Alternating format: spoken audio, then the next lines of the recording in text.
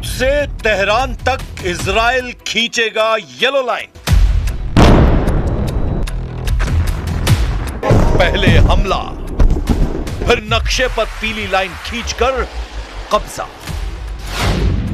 यह गजा में हुआ है, यही सीरिया में हुआ है, यही लेबनान में इजराइल ने किया है। अब नेतन्याहू का बारूदी रुख पहले के मुकाबले ज्यादा घातक हो गया है। वो ईरान से समझौते पर सीरियस नहीं है।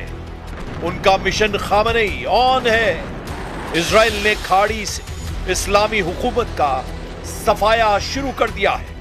इजराइल का झंडा कहां से कहां तक लहराएगा, ये नेतन्याहू से जरा सुन लीजिए।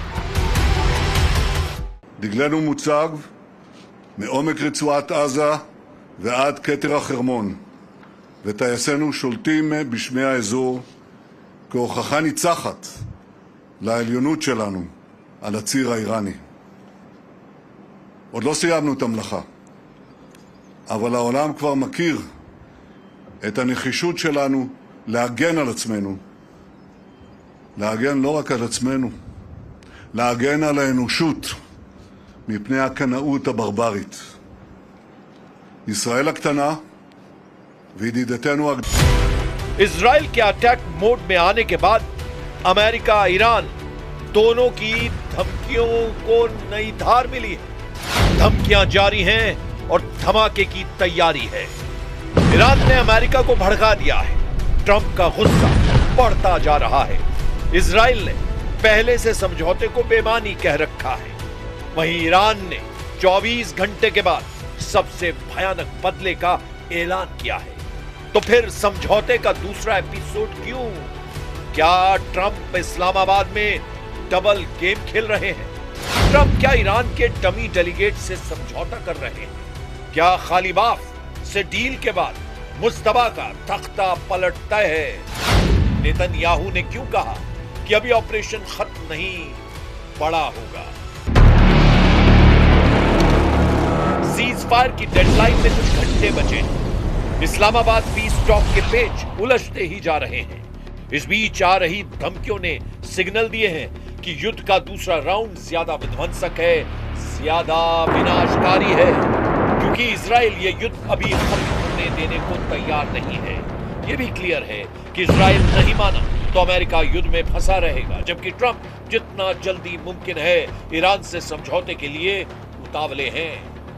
ट्रंप ने यह तक कह दिया है कि अगर ईरान उनकी शर्तें मान लेता है तो वो ईरान के लीडरशिप से मिलने को तैयार है। लेकिन ईरान में ट्रंप से पीस डील पर बवाल बढ़ता जा रहा है। ईरान के रेवोल्यूशनरी गार्ड्स के कई टॉप कमांडर खुलकर सीज फायर समझौते का विरोध कर चुके हैं। ईरान के security boss Saeed Jalili Trump से डील की सख्त खिलाफत कर रहे हैं। इस्लामिक रेवोल्यूशनरी गार्ड्स कॉर्प्स के commander major general Ahmad Vahidi ने कहा है कि इस्लामाबाद टॉक में ईरान की शर्तें बदलने वाली नहीं है। उनके अलावा तीसरे लीडर हैं आमिर हुसैन सवेती, जिन्होंने ट्रंप से डील में जोखिम की मात्रा को बहुत ज्यादा बताया है। वजह ट्रंप की एटमी शर्तें हैं, वजह ट्रंप की हॉर्मूज पर जिद है। ट्रंप ने ईरान के जहाज पर कब्जा कर रेवोल्यूशनरी कमांडरों को भड़का दिया है। अमेरिका ने ओमान की खाड़ी में ईरान के तौस्का जहाज को पकड़ रखा है। इससे भड़के ईरान ने ट्रंप की फोर्स को समुद्री डकैत कह दिया है, जबकि ईरान के जहाज को कब्जे में लेने के पीछे अमेरिका के अपने तर्क हैं। अमेरिका का कहना है कि ईरान के तौस्का जहाज पर अमेरिका ने प्रतिबंध लगाया हुआ है। अमेरिकी सेना के मुताबिक जहाज कथित तौर पर डुअल यूज सामान ले जा रहा था, यानी ऐसा सामान जो इंडस्ट्रियल के साथ साथ मिलिट्री इस्तेमाल में भी आ सकता है। वहीं ईरान के कमांडर ने दावा किया है कि वो अपने जहाज को दुश्मन से आजाद कराने के लिए तैयार है, लेकिन फिलहाल उन्हें जहाज पर मौजूद अपने नागरिकों की जान की परवाह है। जैसे ही उनकी सलामती की गारंटी मिलेगी तो उसका जहाज से अमेरिका को मार भगाने की धमकी दी गई है। های مسلح با توجه به شرایط موجود پس از حصول اطمینان از حفظ جان خانواده‌ها و کارکنان کشتی مورد تجاوز آمریکا اقدام لازم علیه ارتش تروریست آمریکا را انجام خواهند داد. अमेरिका ने ईरान को हॉर्मुज में उकसाया, तेल गलियारे में अमेरिका की नाकेबंदी से ईरान उबल रहा है। ईरान ने ट्रंप से कासिम सुलेमानी और अली खामनेई की मौत का बदला लेने तक दुश्मनी निभाने की कस्में खाई। ईरान के कानून प्रवर्तन कमान के चीफ अली शिराजी ने ऐलान किया है कि जब तक ईरान ट्रंप से कासिम सुलेमानी का बदला नहीं ले लेता, युद्ध खत्म नहीं होगा। अगर सीज फायर समझौता होता भी है तो ईरान अमेरिका और ट्रंप के सामने झुकेगा नहीं।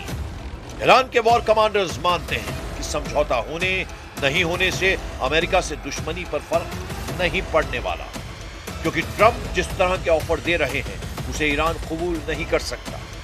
ट्रंप ने ईरान को नए प्रपोजल में 20 साल तक एटम बम नहीं बनाने को कहा है। इसके बदले वो 20 साल तक ईरान पर कोई हमला नहीं करेंगे। ट्रंप ने इस बार ईरान को $200 अरब फंड अनफ्रीज करने की डील दी है। समझौते के फौरन बाद $27 अरब वो देने के लिए तैयार है। इतना ही नहीं, ट्रंप ईरान को ऊर्जा जरूरत के लिए यूरेनियम रखने की इजाजत भी देने के लिए राजी है। तो फिर ईरान किस बात पर भड़का हुआ है? क्या यह हॉर्मुज स्ट्रेट है? हॉर्मुज में परमानेंट टोल बूथ बनेगा या नहीं, इस पर अभी सस्पेंस है। ट्रंप यूरेनियम का खात्मा अमेरिका में करेंगे या ईरान में, यह भी साफ नहीं। IRGC कमांडर का स्टैंड है कि युद्ध में वो जीते हैं, इसलिए अमेरिका को ऐसी डील ऑफर करनी होगी जिसमें सिर्फ ईरान मुनाफे में हो। रेवोल्यूशनरी कमांडर मोहम्मद रजा नकवी पहले ही बतला चुके हैं कि अब तक युद्ध में उसके लड़ाकों ने जो किया वो सिर्फ ट्रेलर है। सीजफायर खत्म होने के बाद अमेरिका को ऐसा झटका लगेगा जिसकी ट्रंप ने कल्पना नहीं की है। دست برتر با نیروهای ماست.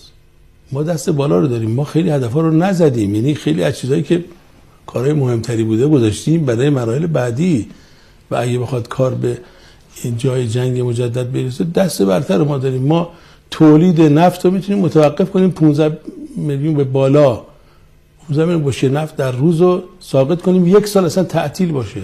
خب نخواستیم حالا خیلی مزاحمت‌های به وجود بیاد توی दुनिया व यहाँ बाखर साफ कर दी। ईरान के इरादों का कुछ हद तक अंदाजा ट्रंप को लग चुका है, इसीलिए अमेरिका ईरान के जहाजों को जहां भी देख रहा है उन्हें अपने कब्जे में ले रहा है।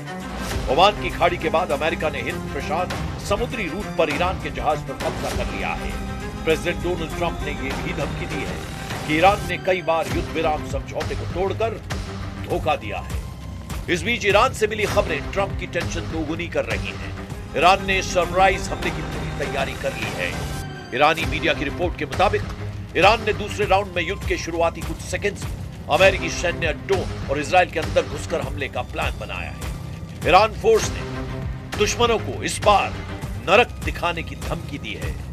ईरान ने सीजफायर में मिली मोहलत में तैयारी की, नए हथियार बनाए, नई मिसाइलें बनाई। ईरान ने अंडरग्राउंड मिसाइल बेस एक्टिव कर रखे हैं। ईरान ने दावा किया है कि अभी उसकी 70% मिसाइलें युद्ध में लॉन्च होने से बची हैं। इन मिसाइलों की मार इजराइल को झेलनी होगी। अमेरिका के सैन्य अड्डे इनका निशाना बनेंगे, मगर युद्ध का दूसरा दौर ईरान को भी बहुत भारी पड़ सकता है, क्योंकि ट्रंप का दिमाग गर्म हो गया तो फिर एटम बम फटने से कोई रोक नहीं पाएगा।